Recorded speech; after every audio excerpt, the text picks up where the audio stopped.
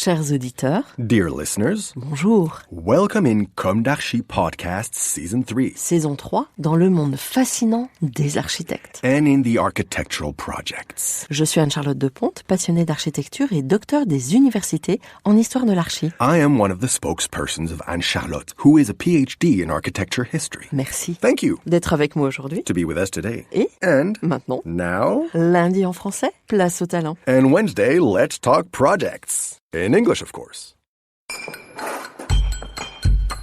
Bienvenue dans Comme d'Archi. Chers auditeurs, bonjour. Bienvenue dans le 3e épisode de notre série d'été Comme d'Archi, sur le thème Petite chronique et beau château. Cet épisode a été écrit par Esther, qui prête sa voix au Comme d'Archi en anglais. Pour répondre à la demande de l'un de nos auditeurs anglophones, nous allons parler aujourd'hui de Jacques-Germain Soufflot. Et pour répondre à notre ligne éditoriale, nous avons choisi l'une de ses œuvres méconnues, La Maison de la Rivette. Né en 1713 et mort en 1780, Jacques-Germain Soufflot est célèbre pour avoir réalisé l'église abbatiale de Sainte-Geneviève, appelée aussi le Panthéon, aux environs de 1755. La cour carrée du Louvre, où il démontre une connaissance profonde des règles et des proportions, liées à un art sans égal de la mouluration. Ou encore la restauration de l'Hôtel-Dieu de Lyon, 1741-1761, en particulier le Grand Dôme. Citons Hervé Gransart à propos du Panthéon. Loin des jeux savants d'élévation à ordre superposé et pilastres, la nouvelle architecture ne visait rien moins qu'à moraliser sa pratique, désormais chargée de traduire les volontés de progrès matériels et moraux de toute la société. Jacques-Germain Soufflot maîtrise parfaitement l'art de bâtir. Entre sa connaissance poussée du gothique, de la stéréotomie, l'art de la coupe et de l'assemblage des pièces en taille de pierre et menuiserie, et son goût pour le néoclassicisme, l'architecture à l'antique italianisante. Il se positionne contre le mouvement rococo, appelé chicorée moderne, par son mécène, le marquis de Marigny. Il sait apprécier le contraste entre la légèreté des églises médiévales et les lourdes voûtes romaines. Il affiche aussi une certaine appétence pour la verticalité, notamment les tours-lanternes, caractéristiques de certaines cathédrales gothiques. C'est une tour s'élevant, dans certaines églises, au-dessus de la croisée du transept et comportant des ouvertures par lesquelles la lumière peut pénétrer l'édifice. Toutes ces influences se retrouvent dans la Maison de la Rivette, château intime réalisé pour le tireur d'or lyonnais Jean-Baptiste Pitrat. Selon Gilbert Garde, le citadin n'est jamais si bien en ville que lorsqu'il est à la campagne. Peut-être est-ce la raison qui poussa Jean-Baptiste Pitrat à acheter le domaine de la Rivette en 1734. Bourgeois aisé, il fait dessiner son palais de plaisance par un jeune architecte, Jacques-Germain Soufflot. Si les documents manquent pour authentifier la paternité de l'œuvre, celle-ci corrobore à des choix stylistiques reconnaissables. La Rivette marie des influences parisiennes, italiennes, provençales et locales. L'architecte célèbre la perfection géométrique tempérée par des courbes et des contre-courbes harmonieuses. Les volumes sont modelés dans une esthétique dite moderne. Découvrons la propriété au début du XIXe siècle. Elle est surnommée les Folies Pitrat. Les mots sont du marquis Mazade d'Avèze. On aperçoit sur la hauteur les Folies Pitrat, maison du meilleur goût. Devant elles sont une succession de terrasses qui conduisent parmi les fleurs, des ruisseaux argentés et des eaux jaillissantes, jusqu'au bord de la Saône. Derrière, des vergers, des bosquets charmants et artistement espacés font parcourir agréablement jusqu'au sommet la colline sur laquelle ils sont placés. Le célèbre architecte Soufflot a fait bâtir cette maison qui, plus que tout autre des bords de la Saône, mérite d'arrêter les regards du voyageur. Les bâtiments, la façade, les jardins, les terrasses, tout est de la plus belle ordonnance. Cette vue idyllique est alors toute récente, car c'est au milieu du XVIIIe siècle que la propriété se transforme en maison de plaisance entre les mains de Jean-Baptiste Pitra et, sans doute, Jacques-Germain Soufflot. Soufflot, de retour d'Italie en mars 1738, est un jeune homme de 25 ans, mais dont le nom est déjà reconnu, puisqu'il est reçu en novembre à l'Académie de Lyon. À la Rivette, l'architecte conçoit une maison de maître, précédée d'un vaste perron, 2 chapelles, une orangerie, des communs et bâtiments de ferme, et une décoration hydraulique qui habille les jardins en terrasse et escaliers successifs dits à l'italienne. Cet aménagement est rendu nécessaire par la déclivité qui mène depuis la maison principale jusqu'à la Saône en contrebas. Mais il est aussi recherché. En effet, le haut mur de la terrasse supérieure est construit à l'endroit le plus abrupt. La maison, située sur le terre-plein mi-naturel, mi-artificiel, est orientée est-ouest, afin de profiter de la meilleure vue sur le Val de Saône.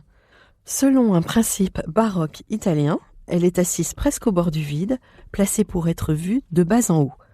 L'architecture recherche le pittoresque et épouse la topographie.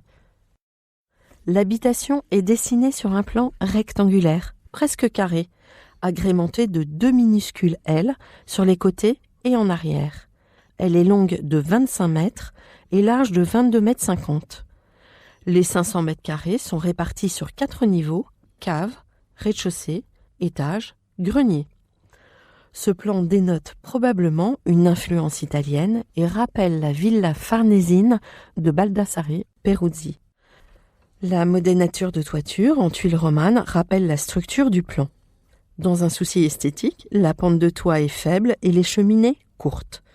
Ainsi, le regard est attiré par la façade occidentale, dite à la française. Elle est de 9 travées, réparties sur 2 étages.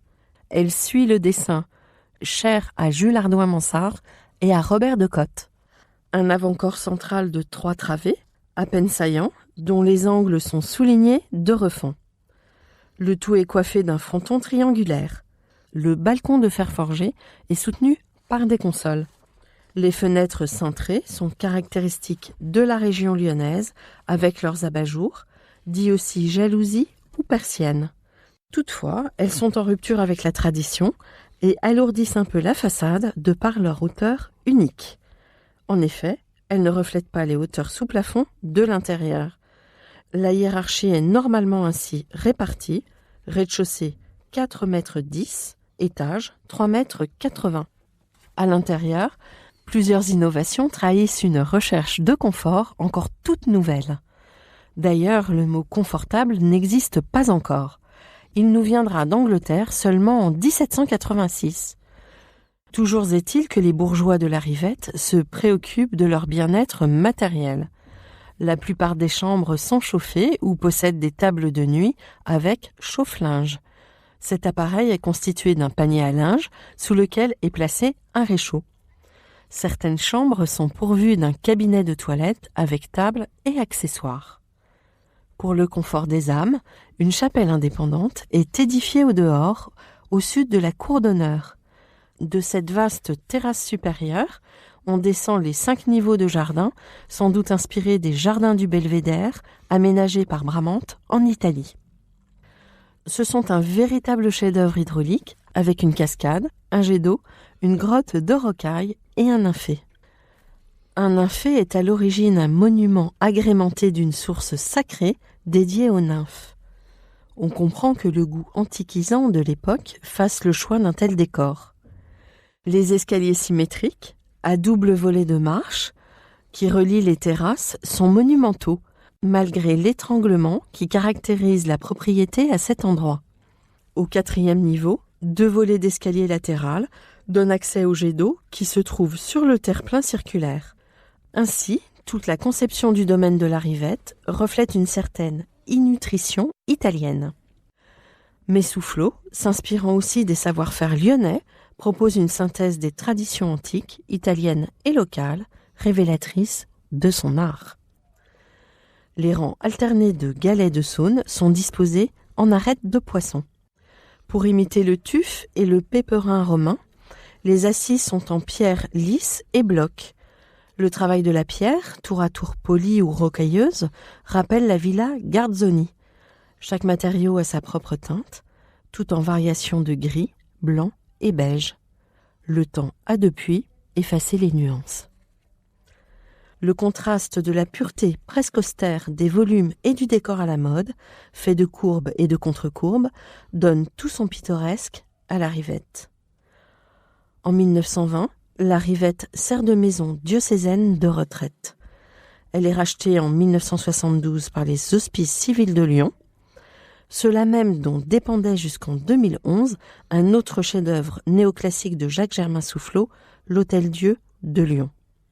Aujourd'hui, beaucoup de ces châteaux bourgeois, intimes, ces maisons des champs ont disparu, faute de moyens, d'entretien ou encore d'intérêt public. La question de leur conservation se posait déjà en 1922 lorsque M. Roville écrivait « On inventorie toutes les pierres de la ville. Il n'est pas une porte qui ne soit décrite, une maison dont on ne sache l'histoire. La gravure a restitué l'ancien aspect de nos places et de nos rues. La photographie en conserve l'aspect présent. Mais les vieilles maisons des champs peu à peu disparaissent, et plus rien n'en reste. Sinon le souvenir que leur conservent ceux qui y furent heureux. » Chers auditeurs, merci pour votre écoute. À la semaine prochaine pour un nouveau numéro de Comme d'Archi de l'été. Pour ceux qui veulent, n'oubliez pas le numéro en anglais et prenez soin de vous. Au revoir.